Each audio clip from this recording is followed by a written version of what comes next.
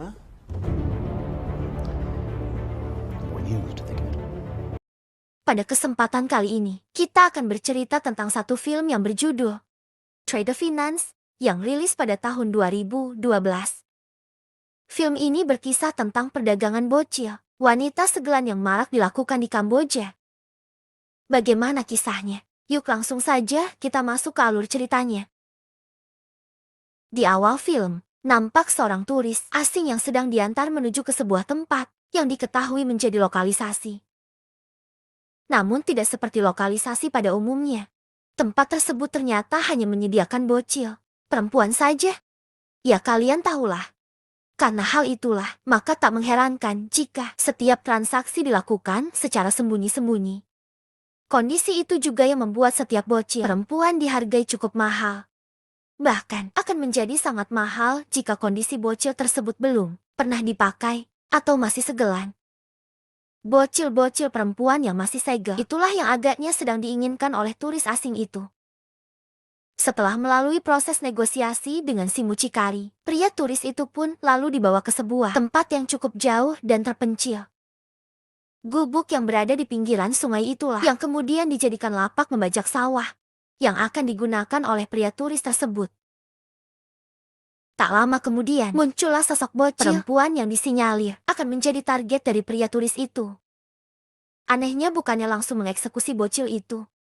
Si pria turis malah mengajak bermain, seolah ingin menghilangkan ketakutan yang ada dalam diri si bocil. Tak hanya itu, pria turis tersebut juga sempat menyematkan pena di saku pakaiannya, yang ternyata merupakan kamera tersembunyi, dan berukuran sangat kecil. Diketahui bahwa pria turis asing tadi bernama Alex. Dan ia tengah melakukan investigasi terhadap maraknya kasus prostitusi yang terjadi di Kamboja. Berbekal hasil tangkapan kamera tersembunyinya, Alex pun mulai membahas informasi yang telah ia dapat bersama timnya.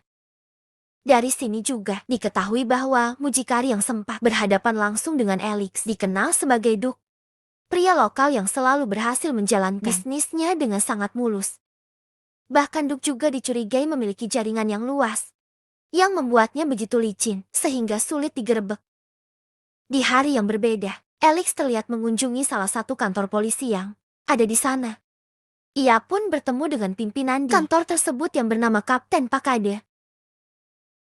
Ia merupakan polisi baru yang bertugas di sana. Menyusul telah dimutasinya pimpinan lama di kantor tersebut. Dalam pertemuan itu, Alex membeberkan tentang tujuan dari organisasinya, termasuk dengan sejumlah bukti keterlibatan Duk sebagai mucikari. Alex bahkan membeberkan daftar nama predator yang menjadi buronan Interpol, dan secara kebetulan beberapa di antaranya malah bisa berkeliaran bebas di Kamboja. Seolah tak kaget dengan kasus prostitusi bocil di wilayahnya, Kapten Pakade malah mengungkapkan jika selama ini bocil-bocil perempuan itulah yang secara sukarela menyerahkan dirinya pada si mucikari. Hal itu dilakukan oleh para bocil tersebut semata sebagai bakti kepada orang tua mereka yang telah terlilit hutang dan sangat-sangat susah untuk dilunasi. Dan ini sangat miris sekali. Mendapati fakta tersebut, Alex pun akhirnya menyudahi pertemuannya bersamaan dengan Kapten Pakade yang berjanji akan membantu Alex dalam mengungkapkan kasus prostitusi bocil di Kamboja. Di waktu yang sama, Claire yang merupakan istri Alex terlihat tengah mendatangi salah satu toko sepeda. Namun sialnya, pertemuan yang seharusnya berlangsung baik-baik saja malah berubah seketika setelah Duk tiba-tiba datang ke tempat tersebut dan mendapati adanya cucu dari si pemilik toko itu. Tak ingin terlibat dalam masalah mereka, Claire yang tidak tahu menahu pun akhirnya memutuskan untuk pergi, meninggalkan tempat tersebut. Dalam pertemuannya, Duk yang sejatinya selalu memburu bocil perempuan baru, mulai mencecari si pemilik toko. Ia berdalih jika hutang keluarga tersebut bisa impas, seandainya ia bisa mendapatkan bocil perempuan itu. Pria pemilik toko yang diketahui bernama Na jelas tak ingin ada masalah baru dalam rumahnya. Terlebih ia juga tak ingin jika cucu perempuannya itu diambil begitu saja oleh Duk, alih-alih untuk membayar seluruh hutangnya. Na pun akhirnya menyerahkan semua uang yang ia miliki pada Duk. seraya mencicil hutangnya yang terus saja membengkak. Di dalam kantornya, Alex yang saat itu tengah mengecek kembali rekaman videonya, tiba-tiba kedatangan Claire yang berniat untuk mengajaknya makan bersama. Namun wanita itu malah terkejut setelah ia mendapati adanya sosok Duke yang baru saja ditemuinya di toko sepeda tadi. Sontak ia pun langsung mengkhawatirkan kondisi dari cucu si pemilik sepeda tadi. Menyadari istrinya telah bertemu dengan Duke, Alex pun berusaha menenangkan Claire dan menyarankan agar tidak gegabah ketika bertemu dengan sosok jahat seperti halnya si Duke atau mucikari lainnya di luaran sana. Beralih ke Duke, mucikari itu nampak dengan memarahi salah satu anak buahnya yang bernama Liu. Hal itu dilakukannya setelah ia mengetahui bahwa ternyata Liu masih memiliki adik perempuan, namun selama ini selalu dirahasiakannya. Duke yang pada dasarnya selalu membutuhkan stok bocil perempuan terus memaksa Liu untuk memberitahukan di mana adik kecilnya itu berada. Namun, tak ada satupun pengakuan yang diungkapkan oleh perempuan itu.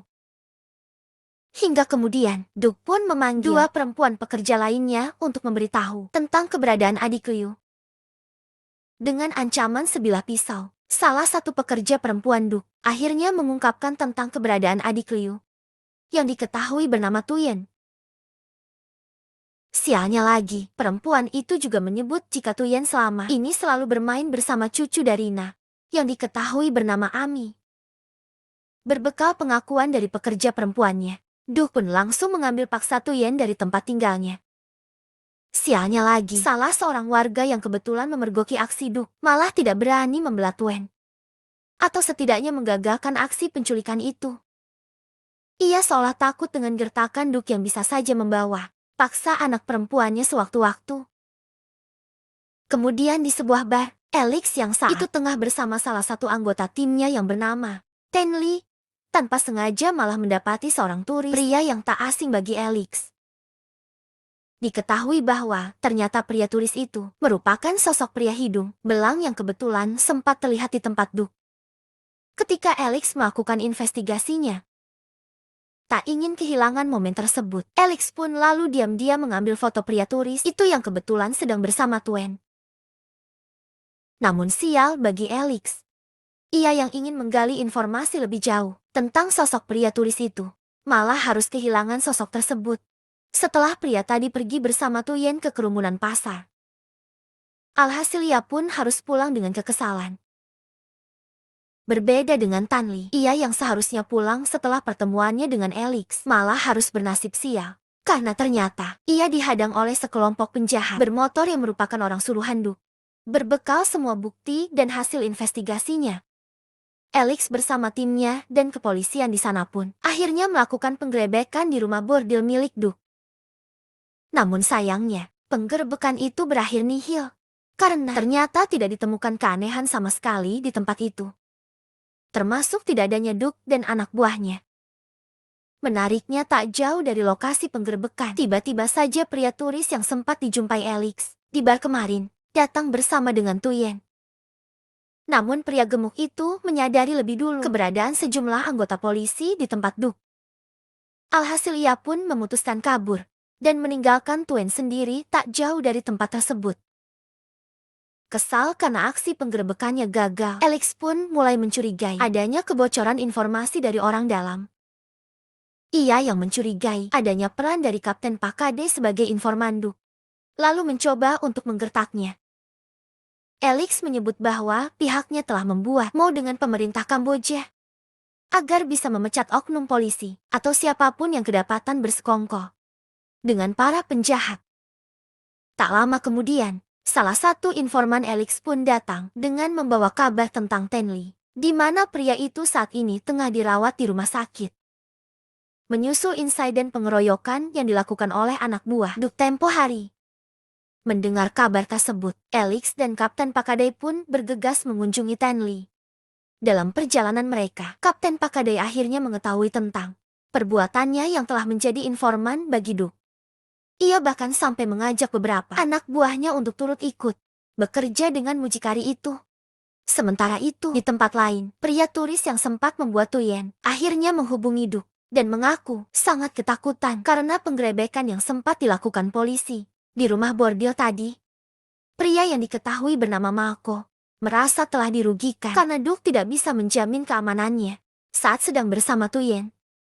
Karena hal itu juga, dirinya enggan untuk membayar uang jasa, seperti yang telah dijanjikan sebelumnya. Anehnya Malcolm yang masih dirundung ketakutan, malah membuat kesepakatan ulang, dengan meminta satu bocil segelan lagi, untuk dikencaninya selama 1 bulan ke depan. Dan itu dibayarnya $30.000. Atau jika dirupiahkan sekitar 470 jutaan. Entah apa yang dipikirkan oleh mucikari dan pria tak betul itu. Namun yang pasti, Duke akhirnya menyetujui kesepakatan yang ditawarkan oleh Malcolm. Dengan berjanji akan datang membawa pesanan yang diinginkannya segera. Ia yang sejatinya sedang bersiap untuk membawa kabur para pekerja perempuannya. Akhirnya membiarkan anak buahnya pergi lebih dulu dan memilih untuk menyusul mereka kemudian. Beralih ke Claire, ia yang baru saja selesai memperbaiki sepedanya, kini terlihat tengah pergi bersama Amy. Hal itu dilakukan Claire sebagai balas budi, karena Nana sempat menolak pemberian uang atas perbaikan sepedanya. Mereka berdua pun lalu pergi menuju ke Angkor Wat, yang merupakan lokasi wisata berupa candi, yang selama ini sangat ingin dikunjungi oleh Amy. Namun tanpa mereka sadari, Duke yang masih menginginkan Amy ternyata malah membuntuti kepergian anak perempuan itu. Setibanya di Angkor Wat, Claire dan Amy lalu menuju ke salah satu candi tertinggi yang ada di sana. Namun seketika, perhatian Claire langsung tertuju pada Duke yang ternyata sudah berada di bawah candi. Mendapati sosok yang sangat bangkai itu, Claire yang ketakutan pun lalu menelepon Alex dan memberitahukan posisinya serta temuannya pada sosok Duke. Menyadari akan adanya bahaya yang mengancam istrinya, Alex lalu bergegas menuju ke lokasi Claire dan Amy berada. Tak lama berselang, Duke yang mengetahui keberadaan Claire lalu menghampirinya dan langsung menodongkan pistolnya ke arah wanita itu. Bukannya takut, Claire malah justru menantang Duke untuk menembaknya. Ia berdalih bahwa suara tembakan akan menarik perhatian semua pengunjung di lokasi itu.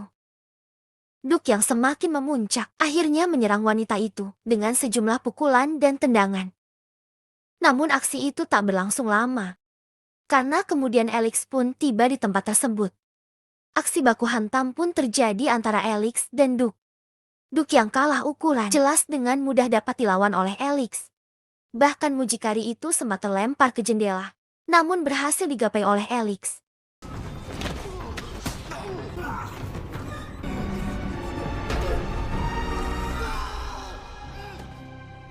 Namun naas bagi Duke, ia yang seharusnya bisa diselamatkan, malah harus menemui ajalnya setelah sebuah tembakan melesat dari salah satu sniper di tempat itu.